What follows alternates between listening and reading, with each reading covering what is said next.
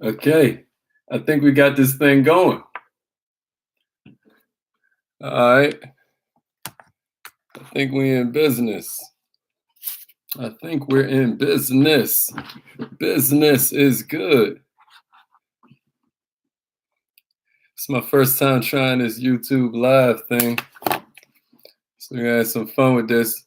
Hopefully this is working. I'm gonna put it on speakerphone so we can listen in. I think we're about to begin. Y'all feeling good? Hope you are.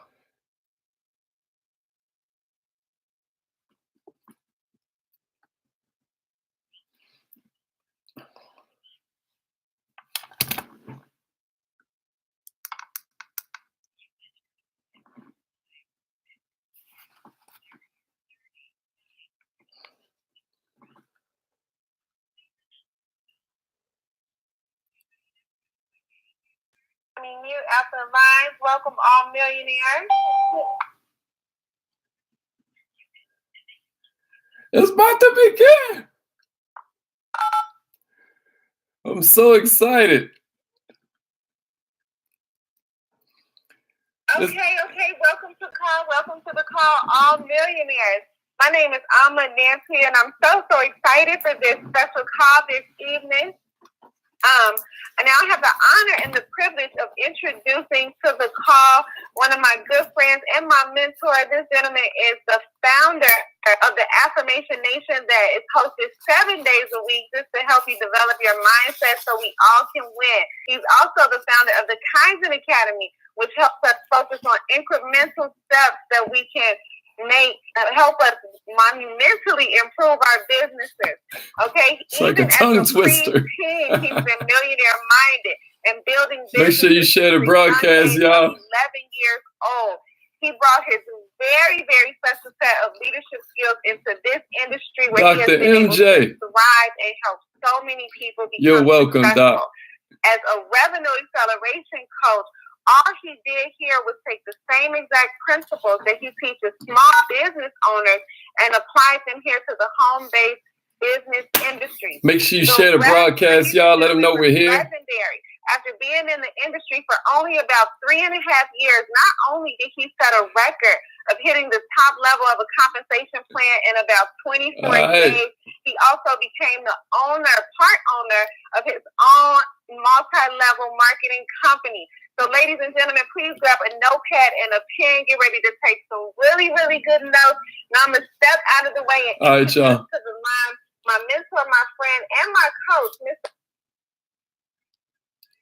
Yes, I am. Can you hear me, Miss Nantwi? Okay, thank you for that incredible introduction. Can you guys hear me in YouTube world? Can you guys hear me in YouTube land? I know we're broadcasting live from Millionaire Minded Television. We're also broadcasting live from my personal Facebook page. Okay, yeah, they telling me we in the building on YouTube.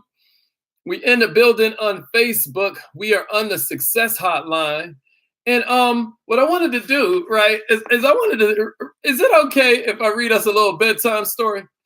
I want to read us a bedtime story that I think will really, you guys ever heard of John Blount? Yeah, literally, I'm about to read it to you, right? There's this guy named John Blount that I was reading about, and I thought this was incredible. I want to see if you guys kind of like get the same feeling I get. Listen to this. So this Englishman, John Blount, was a man of great ambition, right? He was the son of a humble shoemaker, and from early on in his life, he aimed to ascend to the highest levels of English society. His means of getting there, he believed, would be through the financial revolution that was sweeping Europe, which all centered on the increasing popularity of joint stock corporation, just like his, which was called the South Sea Company. As opposed to building wealth through all the traditional means, which had to do with owning land, which was hella expensive to manage, really highly taxable, it was relatively easy to earn money through purchasing stock, and the profits were tax-free. Such investments were all the rage in London. And Blount had plans to turn the South Sea Company into exactly this type of investment. This was going to be the biggest joint stock venture that anyone had ever seen. But this guy in France had stolen his thunder. His name was John Law. He started a company called the Mississippi Company. And the whole idea with them is that they were going to battle what John Blount was starting. The difference was he had the backing of the French government. So John Blount was like, hey, you know what we have to do? We got to come much harder. Since everybody is kind of like hype about this joint stock venture thing, we got to come up with a plan.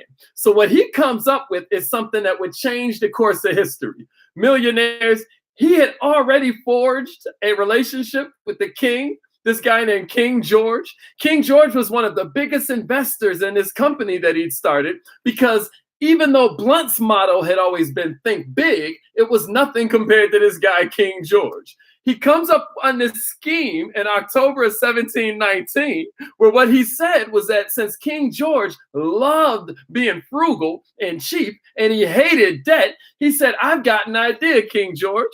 What I want to do is give you a fee to take on all of the debt that the government owns, and you can just pay me interest on it. And then what I'm going to do is sell shares in the debt.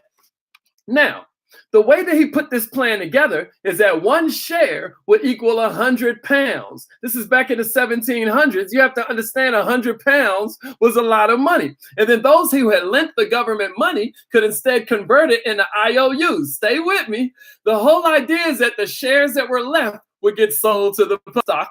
The price could rise and fall. But in this case, if played correctly, the South Sea Company had an insurance the debt, while they can also get more money than the government would have paid anyway. So it's all working to say, dang, this is exactly where we need to dump all of our money. This would be the answer to all the government's problems, and it makes John Blount famous. Millionaires. When King George first heard of this proposal, he how a negative could automatically be turned into a positive. He was like, how could that? But the guy Blount was speaking with such enthusiasm. He's like, if he's this sure, and all my Kaizen Academy members understand what I'm saying right here. They were like, yo, if he's this sure, if he's this enthusiastic, surely there must be something to this. He spoke with such conviction. He found himself swept up in the enthusiasm. After all, he's promising to solve George's two greatest problems in one swoop. It's hard to resist the prospects of such a deal. Millionaires, King George was massively unpopular. What you got to know about him is that he's probably one of the most unpopular kings of all time. He came to the throne in a weird way where somebody died. He had this horrible English accent. His manners were horrible. He was always chasing money. He was always chasing women other than his wife. Everybody was trying to... And there was the feeling in society like if somebody would have succeeded, they wouldn't have minded that much. Here's the whole vibe. He was allergic to debt, though. And now here's guy coming up with the chance to get rid of it all. He just couldn't resist. Millionaires, he sends his guy to Parliament to argue for it. A lot of the members of Parliament are like, this sounds insane. This is a stupid plan. But they paid Parliament off, gave them early shares. They said, well, wait a minute. I'm going to make money first. You know what? It don't seem that, I get it. It's kind of making sense now. They voted into being. Millionaires, this is what changes everything. The bill passes. King George himself shows up with $100,000 cash. Again, this is in the 1700s. You have to understand how much money this really is. He wanted to do that just to show his faith in the project. Turned out it wasn't even needed. They passed